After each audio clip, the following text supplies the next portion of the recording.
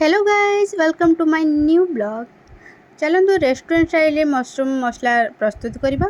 तो फास्ट मु मशरूम को धोईकी सहित के तेल देली, पियाज, कैप्सिकम, मशरूम को भल भाव भाजी नेली। भाजी सारापर कढ़ा गरम कली, तेल देली, तेलर जो मैंने गोटा मसला देली, तापर मसला जो ग्राइंडिंग करी अदा, रसुण, पियाज, कंचा लंका पेस्ट देली।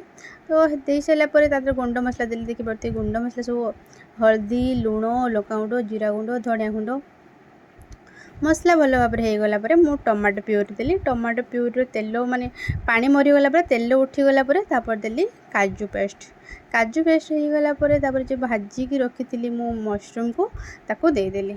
मशरूम को भल भाव कषिली। कषाला सिक्रेट जिनस टे हल्का चीनी टे देवे। चीनी होगला दे सारापर देखिए केते सुंदर मोर माने तेल बाहर के सुंदर देखा ग्रेवी के सुंदर देखा। तो मुदेली गरम मसला दे सारापर मोर हे काटदेली। देदेली बटर। भिडियो भल लगी निश्चित लाइक सब्सक्राइब निश्चित।